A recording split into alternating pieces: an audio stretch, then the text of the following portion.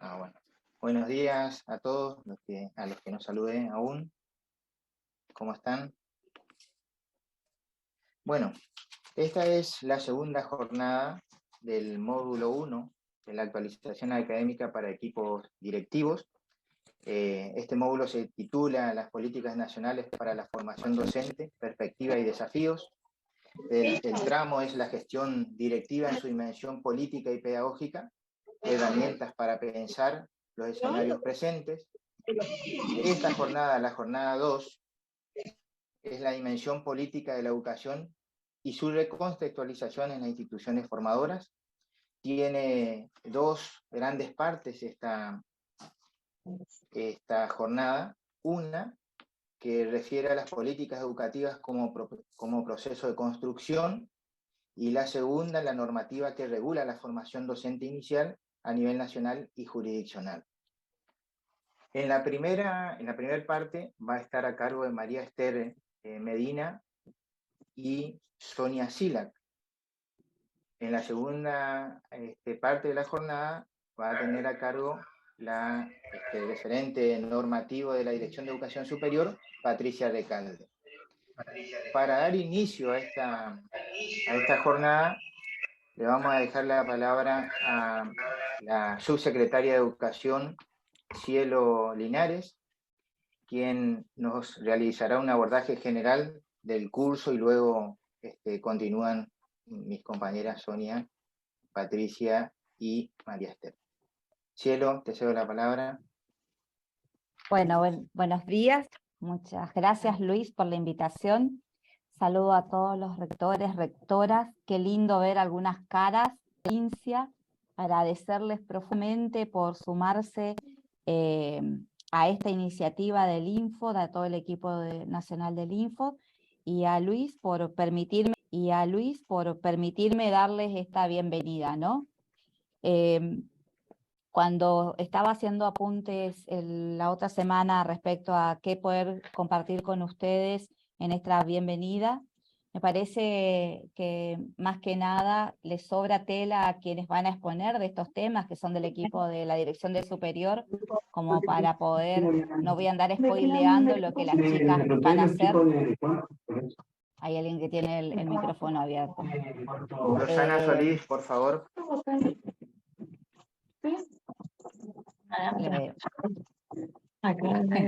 Estas son las ventajas y desventajas del ámbito virtual, ¿no? Ellos escuchan la letra P y ya no ven. Ahí está, muy bien.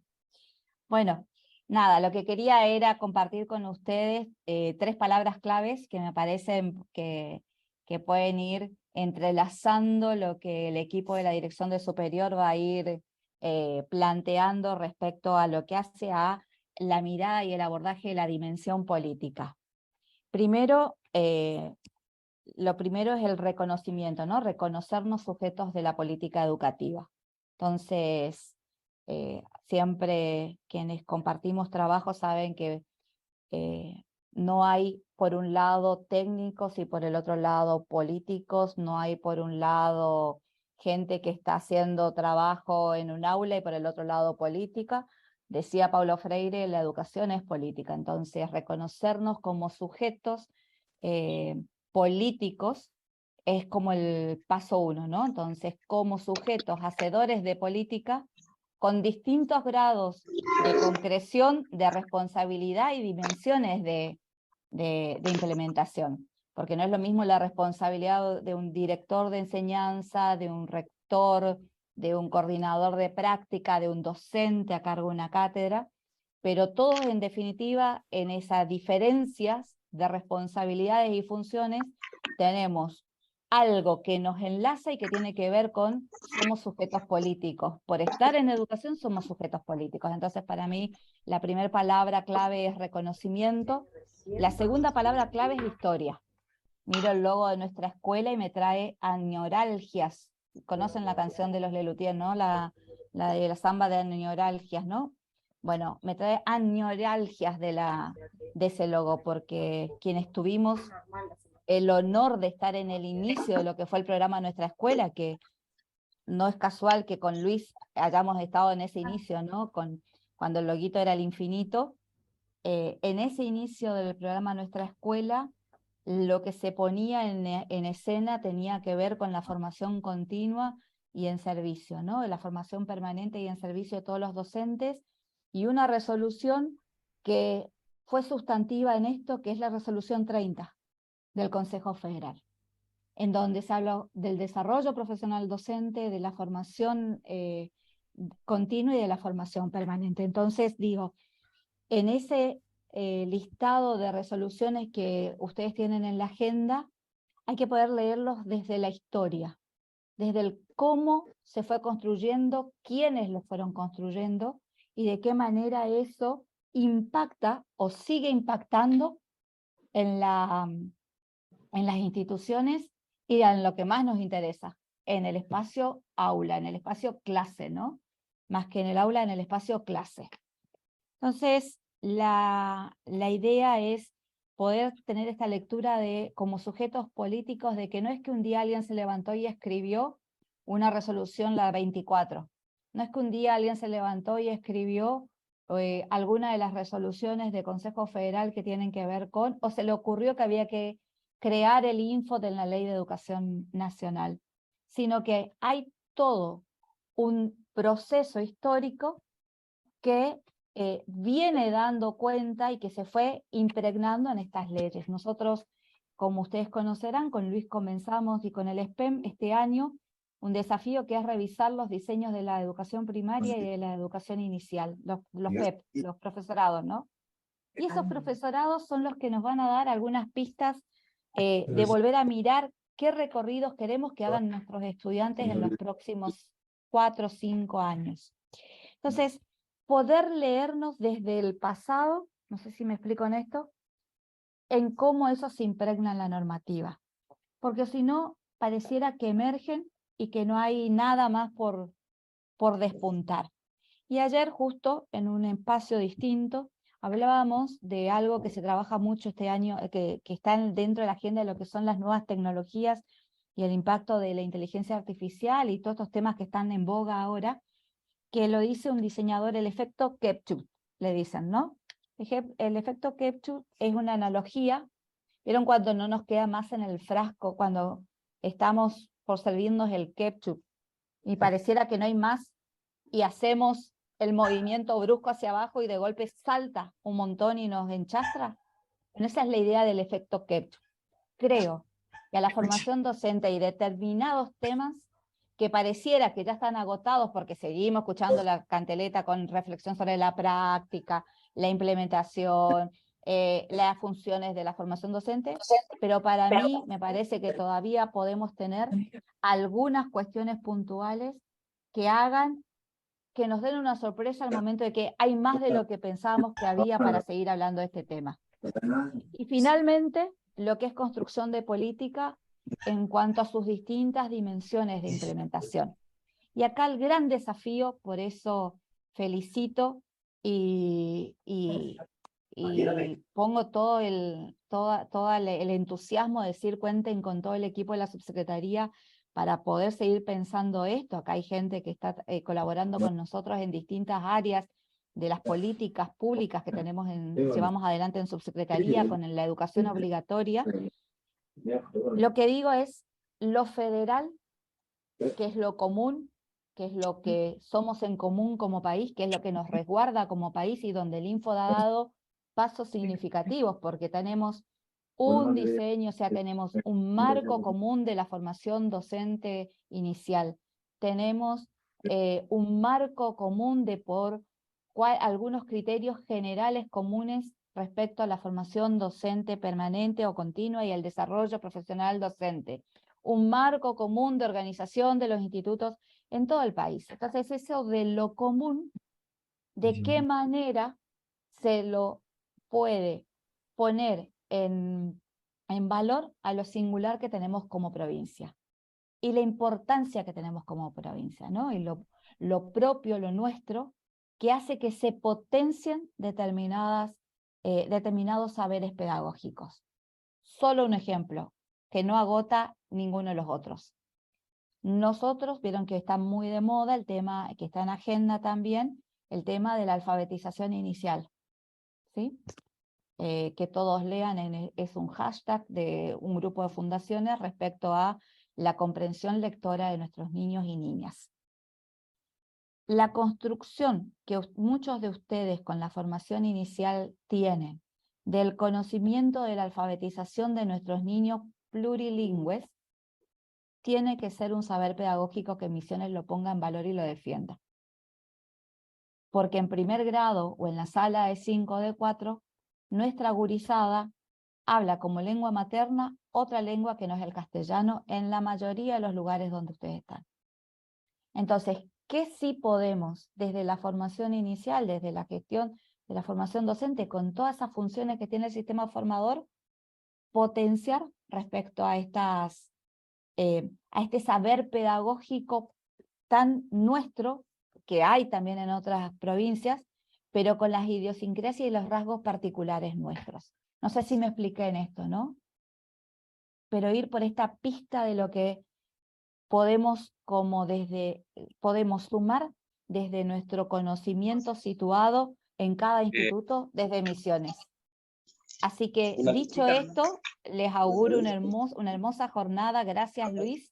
Espero no haberme excedido en el tiempo para las chicas que retoman ahora la agenda y cuenten con nosotros para acompañar todo lo que sea proceso de formación. Así que hermosa jornada a todos. Muchas gracias, Cielo. Siempre es un placer escuchar cuando hablas. No sé si hay alguien que quiere hacerle una preguntita antes de comenzar con la segunda parte. Bueno, continuamos entonces. Le cedo la palabra a María Esther y a Sonia. Estás con el micrófono silenciado, María Esther. Cristian, si querés comenzar a presentar. Sí.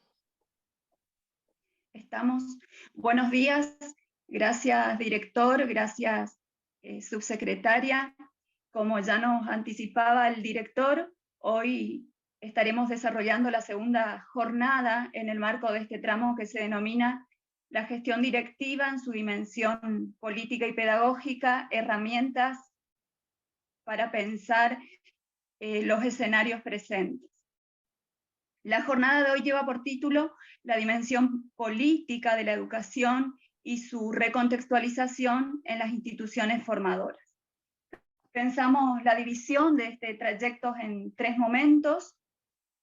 En un primer momento, luego la presentación que estoy realizando, Sonia presentará algunas categorías conceptuales necesarias e importantes para afianzar el abordaje de la función política de la gestión directiva. En un segundo momento, Patricia desarrollará el marco normativo nacional y jurisdiccional que regulan la formación docente inicial, y finalmente se habilitará un espacio para que se realicen aportes, para escuchar sus preguntas y también para realizar algunas aclaraciones sobre el trabajo final. En este sentido, entonces, los objetivos de las jornadas de hoy son comprender las políticas educativas como proceso de construcción y toma de decisión, reconocer el rol del equipo directivo en la recontextualización de las políticas, analizar el marco normativo nacional y provincial vigente para la formación docente inicial y recuperar la importancia de los proyectos educativos institucionales como herramientas articuladas y situadas que orientan el proceso de gestión, de innovación y de mejora institucional. En la jornada anterior recuperábamos la importancia de la planificación estratégica situacional en el marco de la gestión de las instituciones educativas. Y en este sentido es importante destacar que en las instituciones reguladas por el Estado no se planifica en el vacío. Siempre es necesario contextualizar los planes, los proyectos, en un marco más general que es el que los contiene.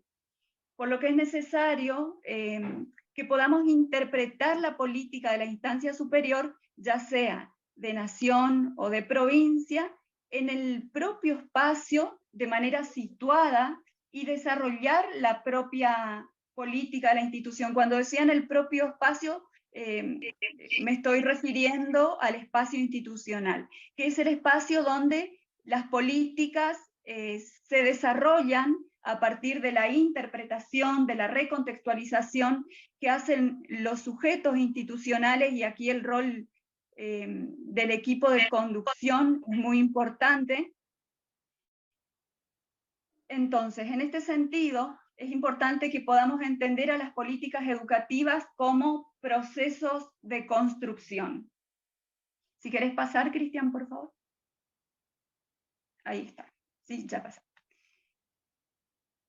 Por lo que proponemos poner en tensión entonces este concepto de políticas educativas, que es un concepto que atraviesa toda nuestra práctica como equipo directivo en el marco de la institución o de las instituciones.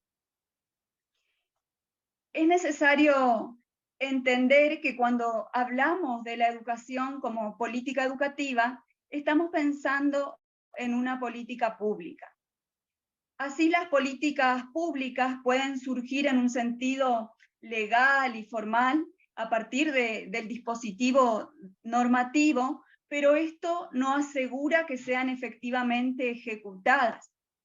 La norma define siempre un parámetro de acción colectivo, marcando los límites, pero es la acción de los sujetos, que siempre es diversa y que es amplia en el marco de una institución, la que desborda los objetivos propios que le dieron muchas veces origen a las normas. Pasamos a la siguiente.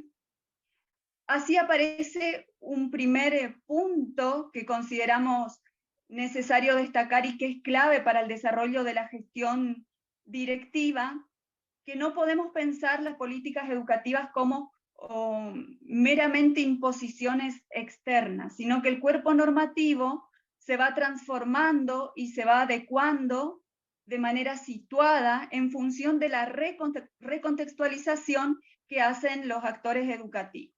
Y en este aspecto es importante remarcar el concepto de recontextualización, porque la norma no se incorpora a la escuela de acuerdo con la formulación explícita de la misma, sino que es interpretada y reinterpretada por los sujetos en el marco institucional. Y por ello es necesario analizar siempre las condiciones en que cada escuela va a reproducir la norma, va a reproducir la experiencia social.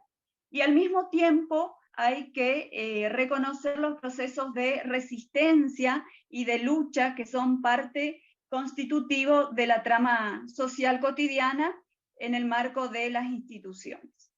Para profundizar un poquito más en el desarrollo de estos conceptos, le cedo la palabra a Sonia.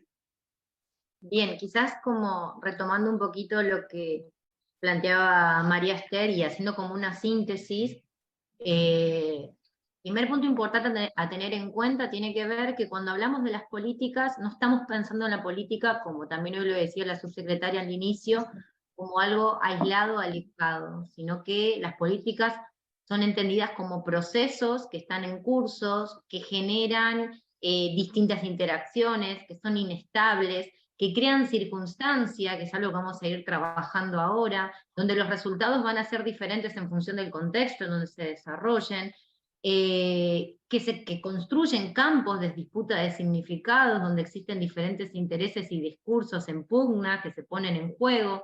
No puede limitarse solamente a la implementación de acciones mecánicas, y en este sentido el autor que tomamos como referencia para trabajar en esta jornada, que es Stephen Ball, va a plantear y va a poner bien en claro esta idea de que es necesario diferenciarnos desde la perspectiva que entiende la política como implementación, que es una perspectiva más clásica, más tradicional, e inaugurar nuevas maneras de entenderla, como lo plantea él, en cuanto a la política como procesos que no son acciones mecánicas que se ejecutan, no son una serie de pasos a seguir, sino que son procesos que van y vienen en diferentes flujos, en diferentes direcciones.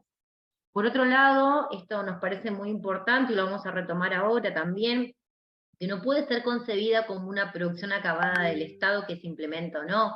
Cuando hablamos de políticas, no hablamos solamente de la normativa, de lo que se puede definir, podemos decir, en ese cuerpo legal, sino que es mucho más que eso. Y por el otro lado, que están atravesadas por la complejidad de intereses e influencias en juego al momento de definirlas. ¿Querés pasar a la siguiente, Cristian? Bueno, y en este sentido nos parece relevante retomar estos conceptos. Para Stephen Ball, cuando hablamos de la política, debemos pensarla como texto, como discurso y como práctica. En este sentido, el autor se distancia, vuelvo a decirlo nuevamente y lo repito porque suele ser la mirada hegemónica y dominante entendida de la política como algo aislado, separado, alejado, cuando en realidad todos nosotros somos partes de la política. Bueno, ¿qué hace referencia el autor cuando nos plantea que la política es texto, es discurso y es práctica? En primer lugar, él dice que la política es concebida como texto porque tiene que ver con esas codificaciones que constituyen ese discurso oficial del Estado, que es complejo, que en cierta medida lo que plantea el texto político es plantear un estado posible de situación, planificar aquello que debiera acontecer, pero que no evita el desorden, dice Stephen Ball, que no podemos saber de antemano cómo los actores van a apropiarse de ese texto político, ni cuáles van a ser los resultados y los efectos. Es decir, es un posible acerca de qué es lo que pudiera pasar, pero al momento de ponerse en juego es mucho más allá del texto. El autor va a plantear que las políticas nos dicen qué hacer, en este sentido la política como texto, ¿no? Crean circunstancias. Ahí se escucha un eco. No sé quién tenía el micrófono. Ahí se escucha. Romina. Romina Holt, de la Normal 3, por favor, silenciar el micrófono. Bueno, como estaba planteando entonces que las políticas, no estoy muteada, no, las políticas crean circunstancias, opciones que pueden acontecer, las políticas como texto, ¿no? Pero las respuestas no son armadas y son construidas en el contexto, ¿bien? Y en este sentido el autor va a ir un poco más allá y decir, bueno, pero no es solamente texto, también es discurso. Y cuando hablamos de discurso, tiene que ver con esa materialidad que puede ser rastreada en las tecnologías políticas, en los artefactos, en los sujetos, en las subjetividades, aquello que es producido por las agencias, por los organismos internacionales, por el mercado, es decir, por los medios de comunicación, es decir, por los diferentes órganos que van construyendo discursos acerca de lo que es aceptable, de lo que es lo pensado, lo que es lo deseable, así como también construyen discursos acerca de lo que es lo desviado, lo inapropiado, lo desubicado, lo que es insano. Entonces, hasta acá tenemos esta idea de que la política por un lado implicaría el texto, la normativa, pero por el otro lado también implica todos esos discursos que están alrededor de nuestras prácticas, pero al mismo tiempo el último punto como muy destacable que se va a plantear y que nosotros queremos retomar, es que más allá de eso, la política es la puesta en acto. Y en ese sentido es la práctica. El autor va a decir que las políticas o ese texto, ese discurso, sufre un proceso de interpretación y traducción, que es lo que implica que nos permite reconocer cuáles son los intereses de los actores, cuáles son sus capacidades, cómo se ponen en juego estas distintas perspectivas. La puesta en acto de la política supone la traducción del texto en acciones concretas. De eso que era abstracto se materializa en un contexto y resulta de la interpretación de las interpretaciones. Entonces, él va a plantear algo muy interesante, que es entender entonces que cuando hablamos de políticas, no solamente es texto, no solamente es discurso, sino que es práctica, que implica un proceso de traducción reflexivo, creativo y situado. ¿Puedes pasar a la siguiente, Cristian? En este sentido, entonces, él se pregunta y comienza a indagar acerca de las trayectorias de las políticas. Dice que las políticas van surgiendo en diferentes contextos, y en este sentido el contexto no es entendido como algo secuencial ni lineal, no son series de pasos, sino que los contextos están unos con otros interrelacionados, y se van generando flujos de información entre cada uno de ellos. Los contextos son definidos como, planteamos ahí, arenas de actividad social y discursiva a través de las cuales las políticas son producidas, reproducidas, recreadas y ejecutadas. Es una visión mucho más amplia al momento de pensar las políticas. Y en este sentido va a reconocer 5 contextos. ¿Querés pasar, Cristian? 3 en un primer momento de su trayectoria y 2 en una segunda instancia. Por un lado, primero va a hablar de lo que tiene que ver con el contexto de influencia, el contexto de la práctica y el contexto del texto político. Y en un segundo momento va a agregar el contexto de los resultados y de la estrategia. Bueno, ¿de qué hablamos cuando hablamos de los contextos? En primer lugar, cuando hablamos del contexto de influencia, estamos pensando en el discurso. Bien, lo que hablábamos hace un ratito, que es en ese, donde se van diseminando los discursos y al mismo tiempo los propios propósitos de la política educativa. Acá se ubica la disputa entre los grupos de poder que luchan por influir en los propósitos sociales de la educación, en lo que significa el ser educado. Acá aparecen conceptos que conocemos todos y que atraviesan nuestras prácticas, como por ejemplo el mercado, la calidad, la eficiencia, la descentralización, la autonomía escolar, la evaluación institucional, la inclusión, es decir, todo forma parte de ese discurso que va adquiriendo actualidad y credibilidad y que le provee un léxico también al texto normativo.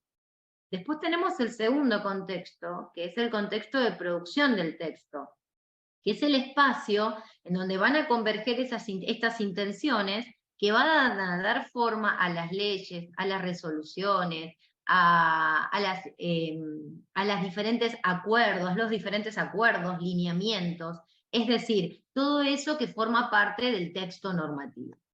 Y el tercer contexto que pensó en un primer momento es el contexto de la puesta en acto de la práctica, que es el espacio donde se materializa la política. Él dice que la política no puede ser implementada, sino que es puesta en acto, que no es trasladada a la escuela, interesante esto que él va a plantear, sino que eso enfrenta distintas lecturas, y como decía hace un ratito María Esther, se recontextualiza, se traduce, se recrea en relación a las posibilidades y las restricciones que tiene ese contexto de la práctica. Después, como planteé, va a agregar el contexto de los efectos de la política, que tiene que ver con los resultados que son inmediatos, las consecuencias, las transformaciones. Él va a decir que también implica las nuevas identidades, valores, conocimientos, culturas de la educación. Y en relación al último, al contexto de la estrategia política, tiene que ver con esas acciones que se realizan como para poder atender las consecuencias resultado de los efectos de las políticas, en términos de la justicia social que hubieran producido las políticas por sí mismas. ¿Podés pasar al siguiente, Cristian? Y en este sentido, lo que él va, nosotros queremos poner el eje en lo que tiene que ver. Miriam, ¿puedes silenciar tu micrófono? Miriam Soledad. Miriam. Bueno, la verdad hace una semana que no. Miriam Soledad, por favor. Ahí está, ahí sí. Bueno, y en este sentido aquí interesa recuperar esta perspectiva que va a proponer el autor de entender a la escuela como un campo de lucha. La escuela entonces no es el lugar donde se implementa la política, la escuela es parte de la política, es parte del contexto de la práctica. Y en ese sentido, esta frase que él propone, que elegimos con el equipo poner ahí, que es la política crea un contexto, pero el contexto precede a la política, nos parece fundamental. ¿Por qué? Porque cada escuela tiene un contexto, y ese contexto tiene una serie de particularidades. Es un contexto material, que tiene que ver con el edificio, la tecnología, el personal que cuenta. Es un contexto contextual, porque tiene que ver con el entorno de la escuela, y como hoy decía al inicio la subsecretaria, la propia historia, ¿no? tiene que ver con una cultura profesional, que tiene que ver con el compromiso docente, las perspectivas, las actitudes, la cultura institucional propia de la escuela, y también tiene que ver con un contexto externo, que son esos que esperan de nosotros, cuál es la reputación de la escuela. Y en este sentido, entonces decimos que hay un contexto que precede a la política, y no lo podemos desconocer. Pero por el otro lado, al mismo tiempo, la política crea un contexto. Entonces ahí vemos como en ese amasado se pone en juego eso que el texto plantea y lo que acontece dentro de las escuelas, que por un lado precede a la política como texto, pero por el otro lado, la política también crea un contexto diferente, cada marco normativo va generando un contexto necesario. Por eso consideramos que es muy importante para nosotros, para ustedes como equipo directivo y de gestión, poder recuperar, revisitar el marco normativo que regula la formación docente inicial. Desde esta mirada donde el texto normativo crea un contexto, bien, que estamos diciendo, pero que cuando se pone en juego es contextualizado en la realidad de cada uno de nuestros institutos formadores. Y bueno, ahora Patricia va a recuperar un poquitito esto que tiene que ver con las particularidades que asume ese texto normativo en el contexto actual en el que estamos transitando. Patricia.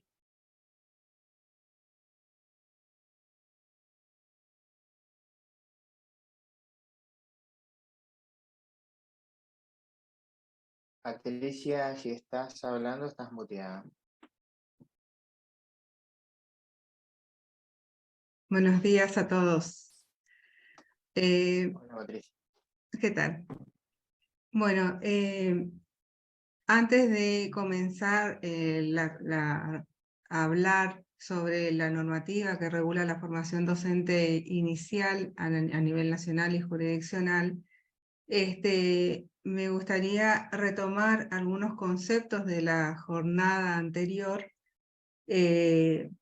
que hablábamos se hablaba de la planificación estratégica situacional, que tiene que ver con esto que venía planteando Sonia, de ver el contexto en donde vamos a gestionar, vamos a cumplir la función de la gestión directiva.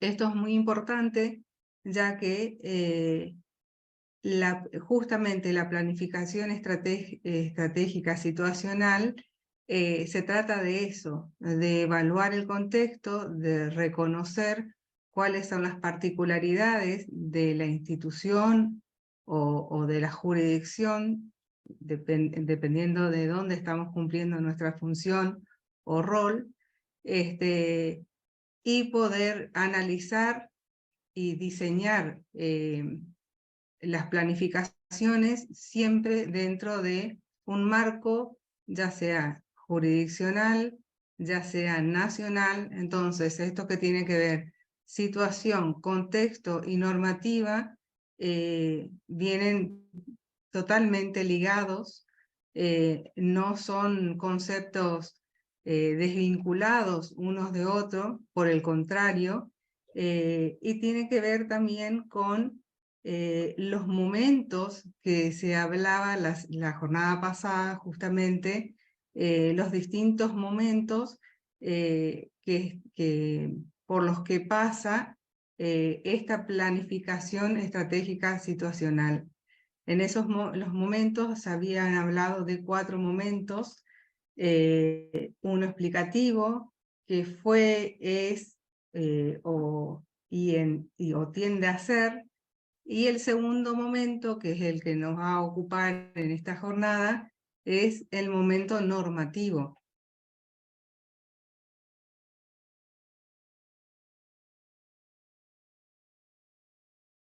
El momento normativo, es decir, el deber ser.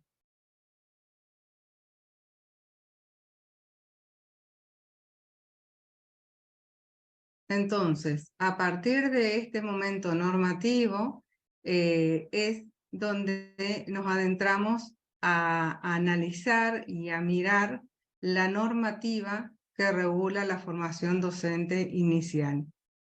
Siempre entendiendo y analizando esta normativa desde el contexto o el plexo normativo que conforma todas aquellas regulaciones que dicta el Estado en todos sus ámbitos: Estado nacional, Estado provincial, y aquellas regulaciones específicas que dicta las entidades autárquicas, en este caso, desde el ámbito ministerial, o en su caso, el Consejo General de Educación, que adhieren, o el SPEM en nuestra provincia, que adhiere a esas normas jurisdiccionales.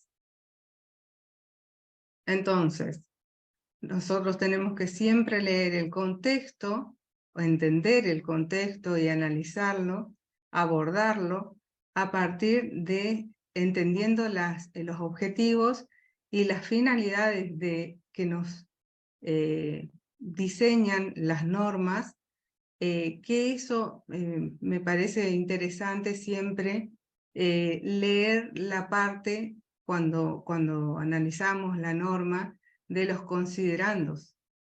En los considerandos siempre se explica estos conceptos históricos que hacen o explican el porqué y la finalidad que se busca en una norma.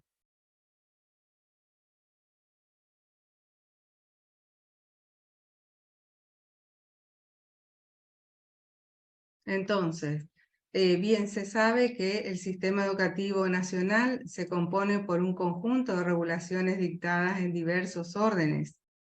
Entonces tenemos Estado-Nación, provincias, entidades autárquicas, entes descentralizados, entre otros.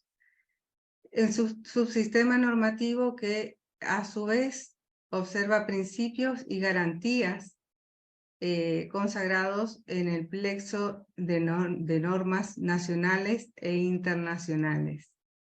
Entender el objeto y la finalidad de esas normas que regulan el sistema educativo, en particular las que se dictan en el ámbito del subsistema de la educación superior, va a ser a la buena gestión educativa, y por eso es necesario dimensionar y comprender el entramado de normas jurídicas que nos regulan. Para esa comprensión, nos resulta de gran utilidad en el ámbito del derecho, nos resulta de gran utilidad la herramienta gráfica que fue diseñada por un filósofo y jurista austríaco, Hans Kelsen, que diseñó la pirámide de Kelsen para poder explicar de alguna manera cómo se dan la prelación o jerarquía normativa para adecuar tanto la construcción o diseño de normas, adecuar por un lado la construcción y diseño, y por otro lado la implementación de las normas o la lectura de las normas. Para la gestión directiva es sumamente importante poder entender cómo viene esta prelación, cómo viene dada, para poder a la hora de tomar decisiones, ¿sí? ¿Por qué? Porque estábamos hablando de un plan estratégico en una situación dada, que nos va a permitir tomar decisiones, y esas decisiones deben estar necesariamente adecuadas, decisiones traducidas, por ejemplo, en proyectos institucionales, ¿sí? Esos proyectos institucionales deben estar adecuados a aquellos parámetros, finalidades que nos imponen las normativas, que a la vez están adecuadas a su vez por otras normas de jerarquía superior. Es lo que tiene que ver un poco con que todas aquellas normas están construidas en el marco de un proceso histórico, como bien hablaba o lo planteaba, conceptos que nos dejó la subsecretaria, ¿sí? Entonces, esta pirámide es la que nos permite visualizar de alguna manera cómo se da ese entramado normativo. Entonces, tenemos las diapositivas, Mario, por favor. No estoy viendo.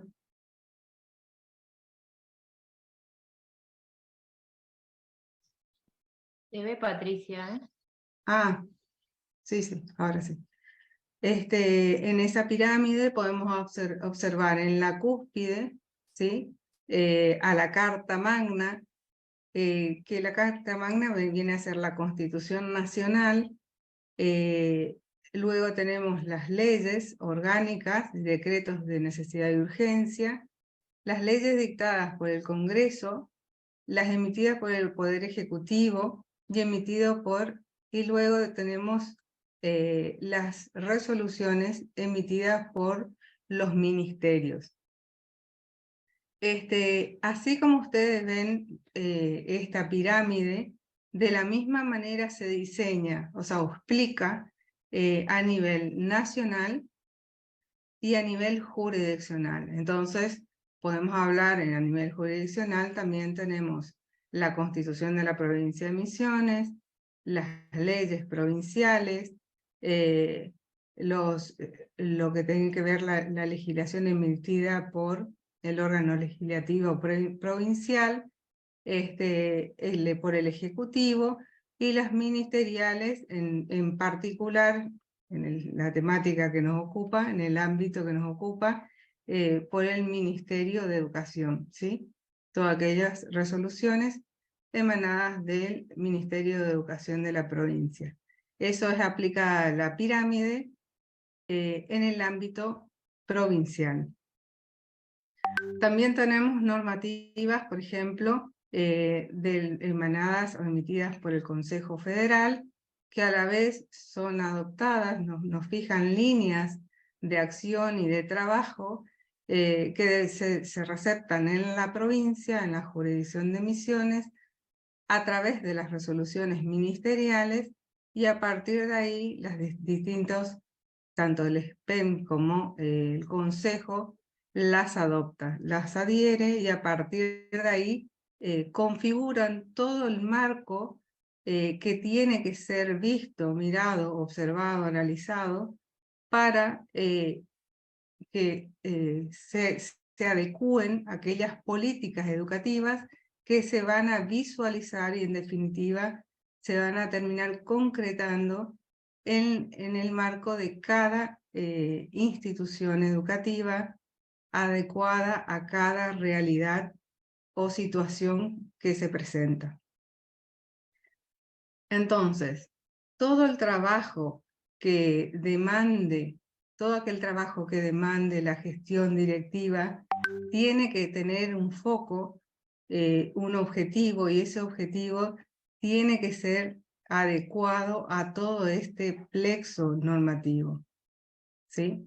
Entonces, tenemos que tener presente también otra cuestión, que a partir de la reforma constitucional del 1994, tomaron o adquirieron relevancia constitucional, entidad constitucional, muchos tratados internacionales que antes de la reforma lo que requería era un proceso específico que tenían que atravesar los tratados y tratados por el Congreso de la Nación para que nuestro país los recepte de forma como derecho positivo. Esto significa para ser aplicado y ser exigible en nuestro país. A partir de la reforma de 1994, muchos de los tratados, sobre todo los que tienen que ver con los derechos humanos, adquirieron rango constitucional. Entonces, por eso que a partir de ahora, o del 1994, esta pirámide que, por ejemplo, habla de la Constitución, en su época diseñada por Kelsen, se le debe agregar la parte convencional. Cuando se habla de derechos, entonces hablamos de derechos constitucionales y convencionales. Esto tiene que ver con que nos referimos a todos aquellos tratados que fueron incorporados a la Constitución Nacional directamente y son de aplicación directa. No requiere de una ley del Congreso que adhiera o los adopte como tales. Esto es muy importante a la hora de diseñar las políticas educativas, a la hora de diseñar los proyectos institucionales, ¿sí? ¿Por qué? Porque no necesitamos que muchas de las veces se presentan situaciones que por ahí no las encontramos en alguna regulación o no vemos la beta o poder adecuar una normativa a una situación específica que queremos trabajar a nivel institucional, en las escuelas, ¿sí?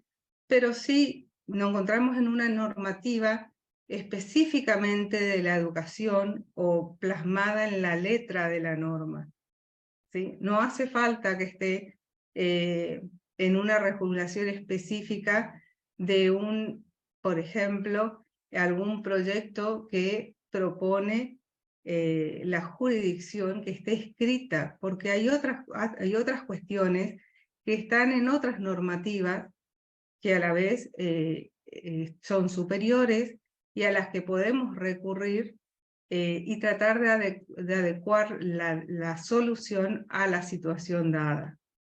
¿Por qué? Justamente porque todas aquellas normas deben estar adaptadas y adecuadas a las normas de jerarquía superior.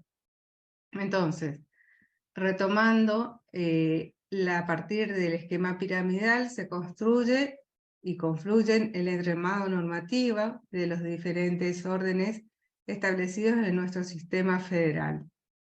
El amplio entramado normativo reconoce a la educación como uno de los derechos fundamentales y transversales a la persona humana.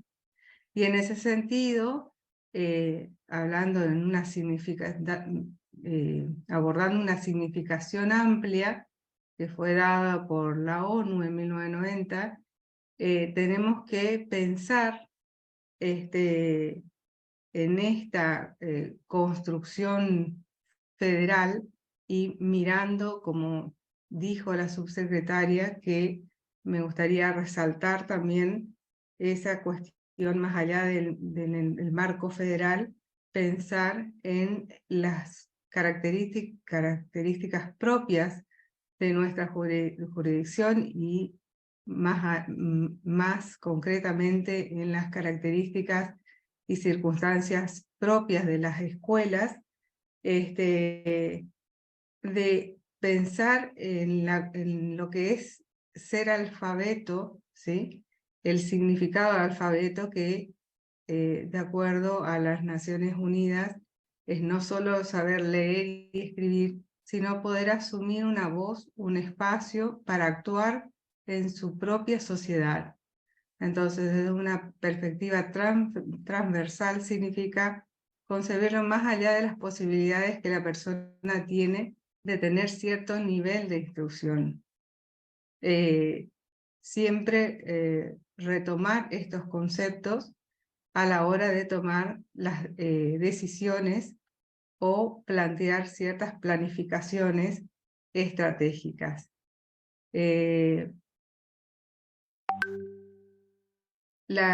A su vez, por ejemplo, la Declaración Universal de Derechos Humanos no nos dice para qué debemos trabajar, vestirnos, alimentarnos, expresarnos, participar, asociarnos, contraer matrimonio, vivir. Sin embargo, le otorga a la educación una finalidad. Esa finalidad es el pleno desarrollo de la personalidad, el respeto a los derechos humanos, las libertades fundamentales. Si bien los derechos son individuales e interdependientes, la identificación de ciertos objetivos como parte integral del derecho a la educación lo convierte en un derecho que, más allá de su contenido específico, tiene importantes implicaciones para el disfrute de los demás derechos. Resulta, por ejemplo, difícil imaginar que una persona que sea capaz de ejercer a conciencia su derecho a voto, de expresar sus opiniones, defenderse en acciones que amenacen su vida, su libertad personal o integridad, sin una base educativa. También es impensable que una persona sea capaz de proteger la salud, su hábitat o su puesto de trabajo, sin una cierta formación que le permita protegerse de posibles amenazas, y es evidente entonces que la educación permea de manera transversal todos los derechos y ejercicios que supone una elevación de la calidad del disfrute de estos derechos. Entonces, el Estado argentino, en consonancia con esos principios y garantías en los mandatos constitucionales y convencionales que veníamos hablando, estos conceptos que las normativas convencionales y constitucionales nos diseñan, dicta normas del Estado en materia de educación y haciendo lo propio las jurisdicciones provinciales. Bueno, a partir de ahí tenemos entonces leyes y resoluciones del Consejo Federal como normativas nacionales,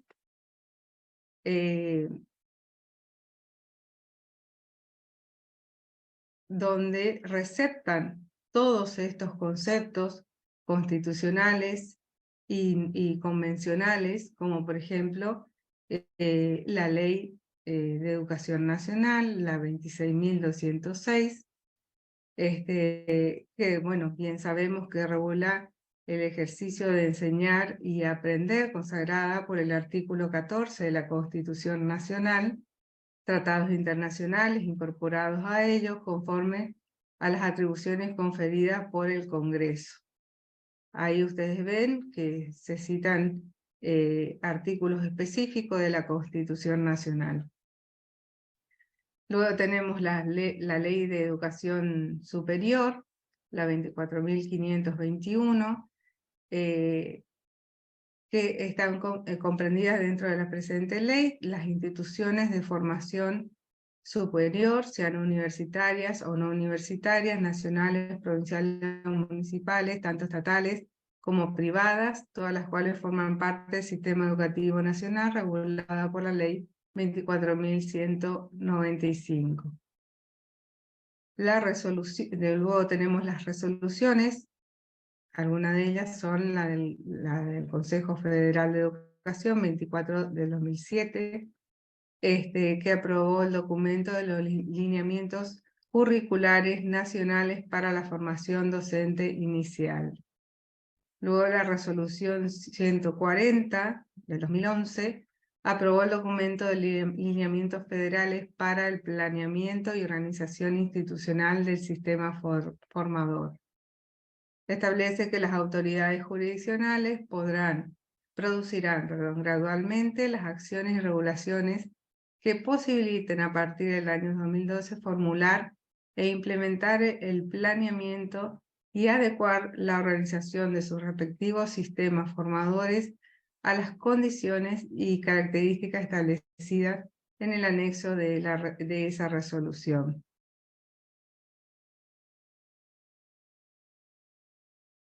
Luego tenemos la resolución 183 del 2012, que aprobó las modificaciones del cuadro de denominaciones de los títulos aprobados por la resolución.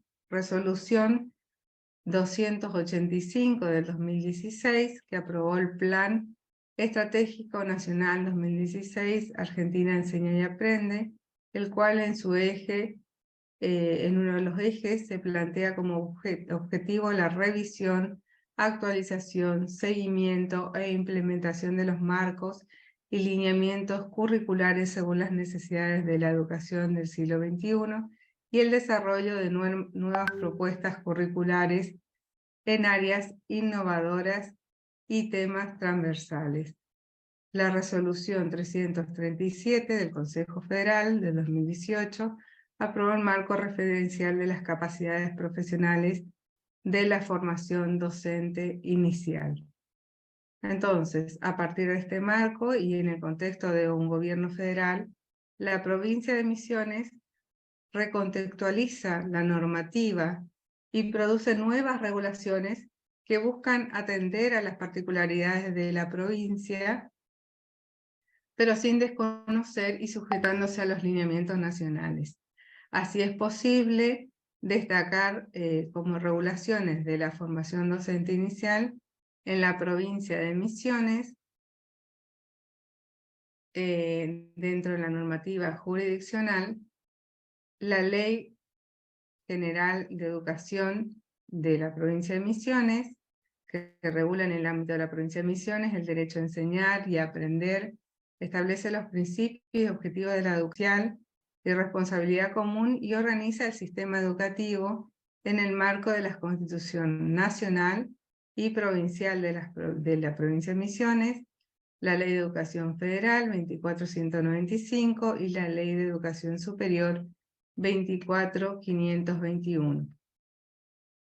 Tenemos las resoluciones del Ministerio de Educación, la 051 del 2019, que regula los requisitos y condiciones para el ingreso a las instituciones y las ofertas del nivel superior de la trayectoria por las unidades curriculares e instancias de formación, permanencia, acreditación, promoción y egreso de los estudiantes, la obtención de títulos y certificaciones, las certificaciones con la validez correspondiente, los procesos de autoevaluación y evaluación de los institutos de educación superior. Y la resolución más reciente, que es la 143, la resolución ministerial del 2022, que aprueba el reglamento de prácticas docentes con orientaciones y regulaciones específicas del campo de la formación práctica profesional de las ofertas académicas de los institutos de formación docente, gestión estatal y privada de la provincia de Misiones. Luego tenemos, a partir de ahí, tenemos resoluciones específicas del ámbito de la educación pública, dictadas por el Consejo General de Educación, la resolución 813, que establece el reglamento general de los establecimientos de enseñanza media y superior dependiente del Consejo General de Educación. Por ejemplo, la resolución 86 del Consejo General de Educación del 2023, que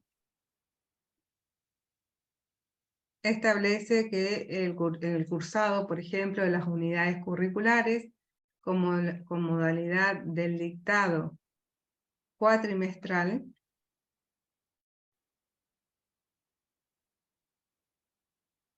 la gestión de altas y las bajas del personal designado, que se realizará según el detalle que establece o especifica el calendario del 1 de octubre, desde febrero hasta el 31 de julio, el segundo cuatrimestre desde agosto hasta el 31 de enero, determina que el personal docente designado debe cumplir con las funciones inherentes a su cargo durante todo el ciclo lectivo, incluyendo toda la asistencia de evaluaciones ordinarias definidas en el calendario académico, como las extraordinarias establecidas por la institución, la participación de las jornadas institucionales y en otras oportunidades que la institución lo requiera.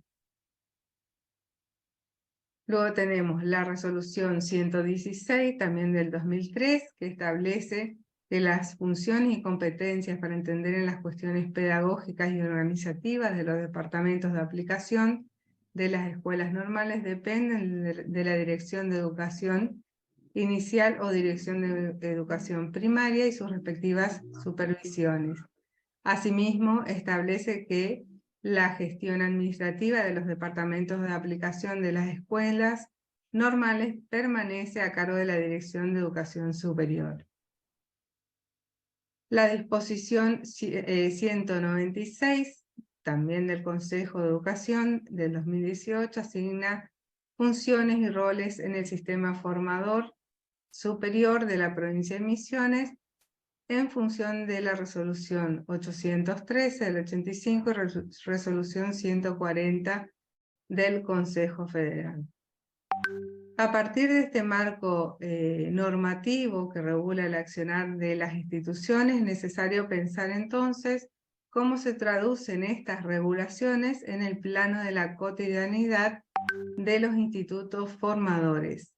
Es decir, más allá de que conozcamos o no la existencia, y nos resulta muy útil conocer la existencia de las normativas vigentes,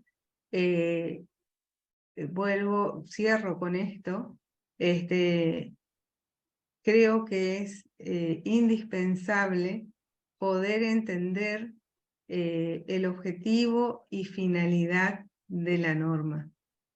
El análisis, la interpretación de la norma, lo que tiene que ver con lo que en derecho se habla de la hermenéutica jurídica, interpretar la normativa vigente, siempre en un contexto, y lo que resulta de gran utilidad es poder leer, porque más allá de lo que el articulado puede regular, que hace a la regulación específica, el contexto normativo, que eso está plasmado y detalladamente en los considerandos de cada norma, el objetivo y fin de las normas.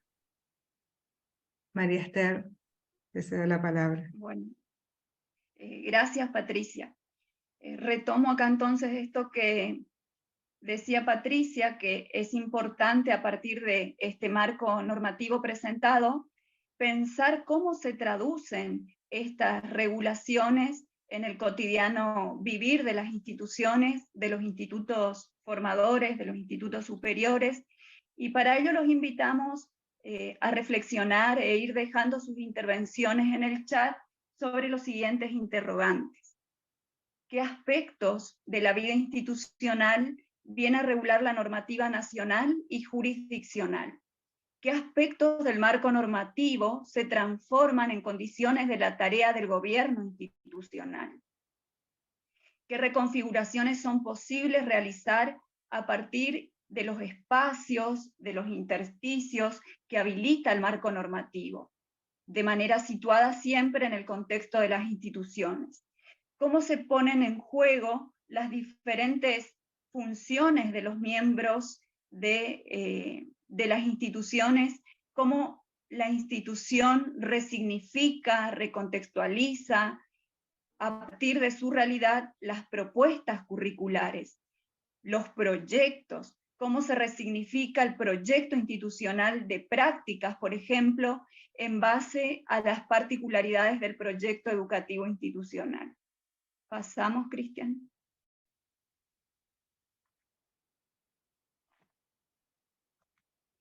¿Cómo pensamos entonces la trayectoria de nuestros estudiantes a partir de lo que establece el RAM y qué lugar ocupa el centro de estudiantes en nuestras instituciones? Pensamos que estos interrogantes y otros que puedan ir planteando ustedes se transforman en herramientas que son importantes, que son necesarias para poder reflexionar sobre las formas en que la normativa se adapta, se interpreta, se resignifica de manera situada, contextualizada, en la práctica cotidiana y sobre todo recuperar el lugar importante que tenemos los actores en este proceso de recontextualización de las normas. No recibimos de manera mecánica, sino que respondemos de manera situada a partir de todos los factores que mencionaban anteriormente mis compañeras, es decir, la historia institucional, la cultura institucional, los objetivos estratégicos, las herramientas, los recursos, la imagen objetivo de la institución. Todos estos factores van a incidir en esa recontextualización, en esa resignificación que hacemos los actores del marco normativo de las normas. Entonces, esta mirada amplia de la política recupera el papel de los actores de una manera dinámica, de una manera activa en el marco de las instituciones, ya que son los que de una u otra manera reciben, interpretan, resignifican, adaptan el marco normativo legal. Y es importante tener en cuenta que es la gestión institucional la que a partir de la lectura y de la reinterpretación del texto político puede enriquecer las propuestas, puede enriquecer los proyectos, aprovechando esos espacios, esos márgenes habilitantes que nos permiten ampliar, ajustar, resignificar, potenciar, enriquecer, y a partir de los recursos con los que disponemos, de las decisiones que vamos tomando en este proceso. Pero también tenemos que ser conscientes que al mismo tiempo son nuestras decisiones acerca del uso de estos recursos, de los tiempos, de los objetivos, los que nos pueden llevar a situaciones donde estas propuestas no logran cumplir con los objetivos y sentidos que persiguen. Ahora vamos a pasar al momento de responder por ahí las preguntas que fueron surgiendo o escuchar algunas de las intervenciones de los que desean participar, emitir su opinión, su reflexión sobre estas cuestiones del lugar de los sujetos, de la normativa y de la interpretación que realizan los sujetos en el marco de las instituciones educativas del cuerpo normativo legal, en este caso que regula la formación docente.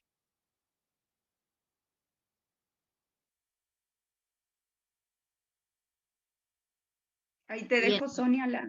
Sí, no, mientras vamos pensando esto que María Esther recién planteaba en cuanto a interrogantes, hay una pregunta que, bueno, que es más específica para Patricia, así que te comento, Patri, que nos plantea la directora Sonia de la Normal 10, acerca de la especificidad de la norma, dónde queda, pregunta dónde la dejamos, y se hace una pregunta en torno a la norma general versus la norma específica.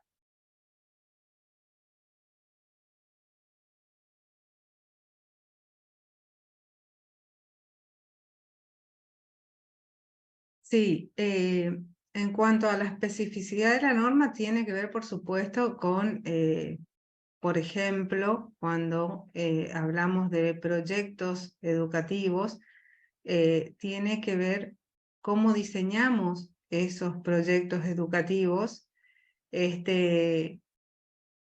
cumpliendo aquellos parámetros o lineamientos jurisdiccionales, ¿sí? Siempre mirando eso, y con una mirada holística a la vez. Entonces, tenemos, por un lado, la especificidad, es decir, cumplir lineamientos específicos, objetivos específicos, y eso no quiere decir que no podamos atender a cuestiones más generales que tienen que ver con la problemática o con la situación que se quiera abordar, o con el trabajo que se quiere diseñar con una mirada más amplia.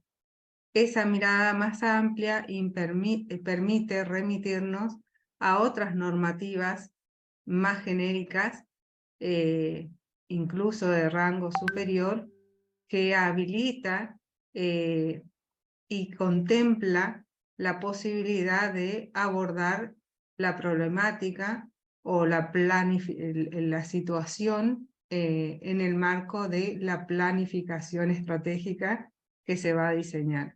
No sé si en ese sentido estaría respondida la pregunta o pensaba en alguna otra respuesta, digamos, o necesitaba entender de alguna otra forma, digamos, otro planteo que haya hecho.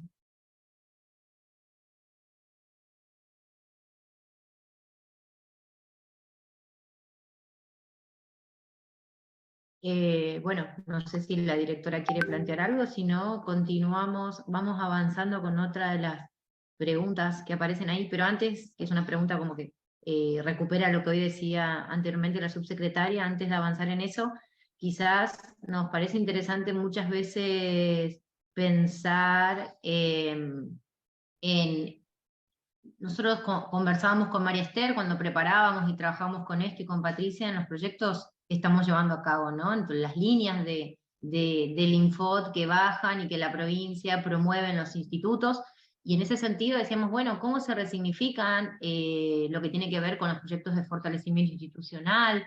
¿Cómo se resignifica el apoyo pedagógico a las escuelas? ¿Cómo se resignifican las políticas estudiantiles? Es decir, cómo son lineamientos elaborados en el marco de un gobierno federal, porque no es solamente nación, no baja, a mí me parece mal, sino que se construye en el marco del Consejo, del Infod, de la intervención de las direcciones, de todas las jurisdicciones, y cómo eso llega a la provincia, y la provincia a partir de ahí reformula, plantea, y eso los institutos trabajan, abordan a partir de la confección de sus propias propuestas.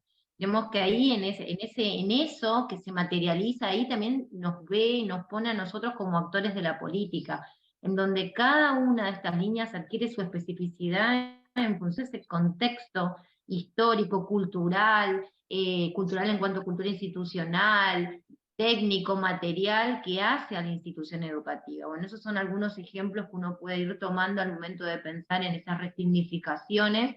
Bueno, son resignificaciones que nos están atravesando ahora en este contexto presente. Después hay una pregunta. Dale, María Esther. No, para complementar lo que dice Sonia, con el ejemplo que está presentando, vemos la resignificación, la recontextualización que hace con estos proyectos cada uno de los institutos, porque si bien hay un documento base que orienta, que organiza, habilita un espacio para que los actores formulen su propuesta, ahí están resignificando, y cada instituto, más allá de que el marco normativo sea el mismo, sea compartido, elabora una propuesta que tiene características diferentes, y eso tiene que ver con el rol activo de los actores que interpretan, que resignifican, y en vista a sus recursos, a sus posibilidades, a sus necesidades, van tomando decisiones y le van dando la especificidad a la propuesta.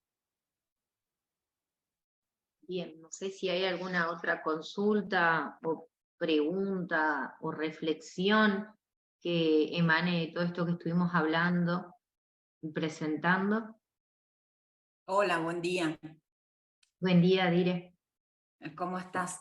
No, me parece que por ahí, solamente para resignificar también, ya que viene la palabra, me parece que el término recontextualización es el que adquiere acá una importancia, digamos, relevante, no solamente en términos de los proyectos en sí, sino también del marco normativo. Siempre vamos a estar inmersos en un marco normativo general, ¿sí? Que bueno, que cada uno después en lo que tiene que ver con la institución lo va a ir recontextualizando, pero siempre dentro de un marco mayor, como decía recién Patricia, ¿no? Que contiene lo que hacemos después en la especificidad de cada uno de los institutos o de las instituciones, ¿no?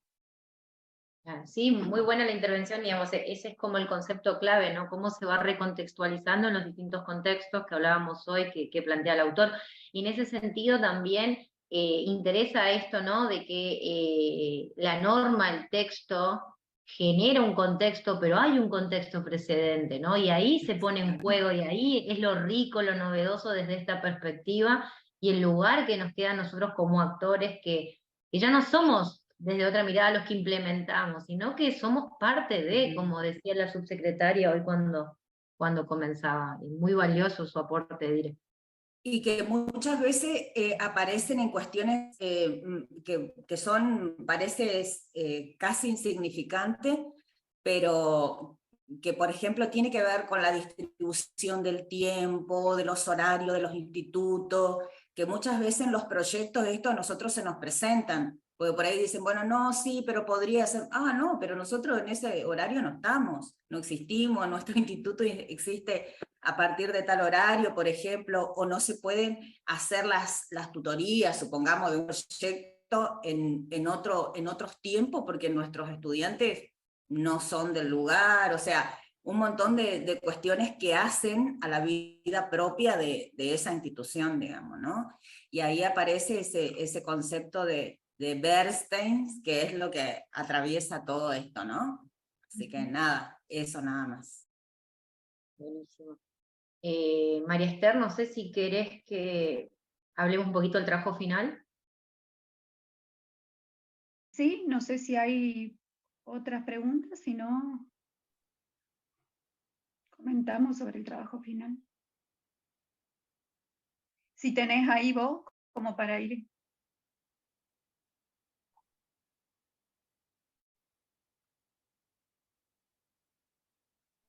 Acá, por ejemplo, Valeria pregunta en torno a si siempre es necesario solicitar autorización para todos los cambios a la jurisdicción, o se informe inmediatamente alguna documentación en particular.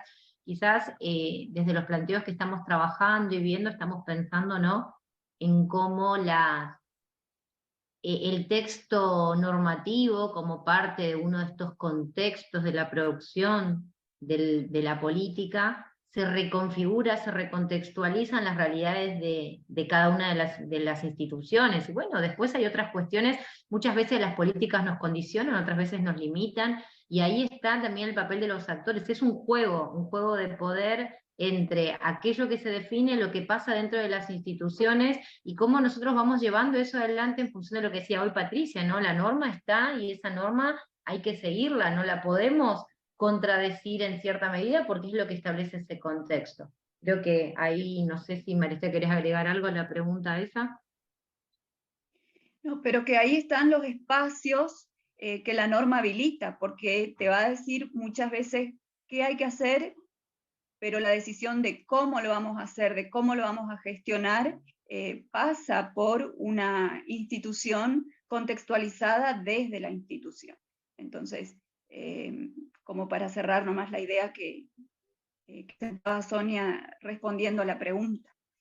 Nos quedan 10 minutitos, por ahí retomamos lo del trabajo práctico y después si hay, si nos sobra un tiempito, continuamos con esto de responder por ahí o reflexionar sobre las cuestiones que van surgiendo. Bien, quizás para un primer... descargar, sí, no, dale, vos, dale. Sí, que pueden descargar el PDF donde aparecen las consignas con todas las indicaciones y los criterios de evaluación, lo pueden descargar de la segunda clase, en la segunda clase que está colgada en el aula virtual, pueden descargar de ahí el PDF con todas las indicaciones. ¿Cuál es la propuesta? Bueno, nosotros en un primer momento los invitábamos a recuperar los proyectos pedagógicos que se realizan al interior del instituto y que forman parte de las recontextualizaciones que las instituciones hacen de la normativa vigente, ¿no? Proyectos de fortalecimiento institucional, apoyo pedagógico a escuelas, políticas estudiantiles, proyectos de investigación. Y a partir de esto, y teniendo en cuenta el marco teórico sobre la planificación estratégica situacional que trabajamos en la jornada anterior, ya enriquecida con todo el marco conceptual de esta jornada de hoy, les pedimos que de manera institucional identifiquen un problema institucional. Recuerden que Matus decía, cuando hablábamos de la planificación estratégica situacional, que donde hay un problema, hay una planificación, hay un proyecto. Entonces, identificar, utilizando las herramientas que proponíamos en el encuentro anterior, un problema, jerarquizar ese problema, contextualizarlo en la realidad institucional, describir el problema y proponer líneas de acción para abordarlo. Tenemos que identificar cuáles son los actores responsables, ahí nos va a ayudar con esa tarea el mapa de actores, que es una de las herramientas importantes en todo este proceso, y seleccionar, por ejemplo, como herramienta mapas de actores, FODA, el árbol del problema u otros que consideren importantes para la presentación y la descripción de la problemática. No dejar de tener en cuenta, o es importante tener en cuenta, el papel que cumplen los proyectos institucionales para abordar la problemática seleccionada. Los criterios de evaluación van a tener que ver con la claridad en la presentación y el desarrollo de la problemática elegida, la claridad en las líneas de acción y la pertinencia en las líneas de acción propuestas, la identificación de los actores, la precisión en la caracterización de la institución y la recuperación de los proyectos estratégicos jurisdiccionales desplegados en la institución.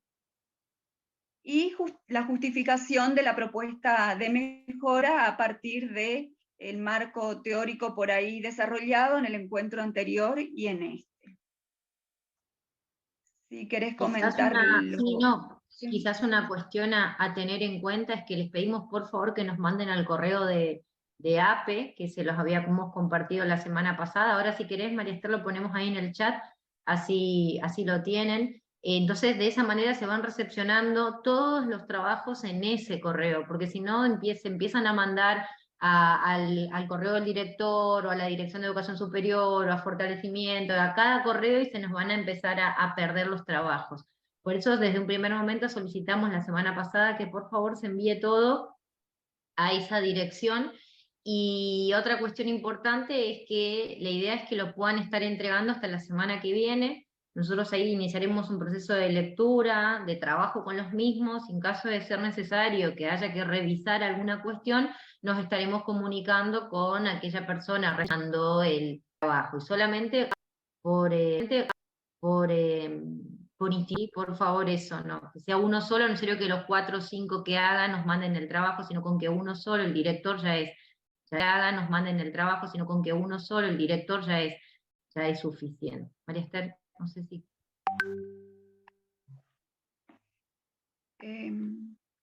No, y otra cosa más que lo que les pedimos, quizás una cosita más que les pedimos, que por favor, que la extensión máxima sea de 5 páginas, que por favor pongan la carátula, la introducción, el desarrollo, las conclusiones, la bibliografía, y creo que lo más importante es que si cuando nos mandan el archivo, lo nominen, le pongan como nombre del archivo el nombre del instituto. Eso para nosotros es importante. Por ejemplo, estoy viendo a la dire María Teresa, Cecilia Braslavsky, entonces de esa manera nos queda, nosotros lo podemos guardar de esa forma, eso lo consideramos muy importante. Es más práctico, más operativo, y en la cantidad de trabajos que vamos a ir recibiendo.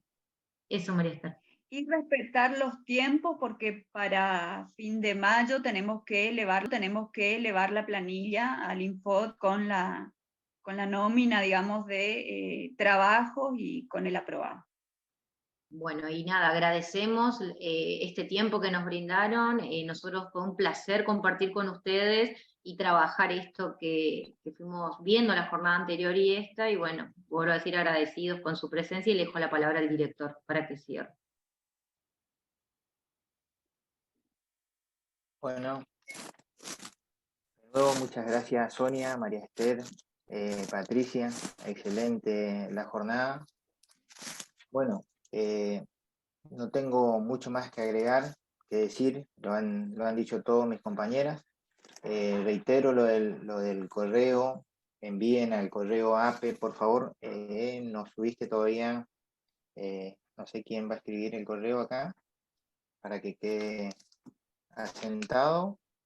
Y bueno, lo vamos a mandar también la dirección. Desde el correo de la dirección le voy a pasar a qué correo deben enviar. Se lo voy a pasar a Marcelo Jiménez también, para que pueda compartirlos con los directores del SPEM, así recibimos sus trabajos. Bueno, Muchísimas gracias por haber estado y nos estamos viendo pronto.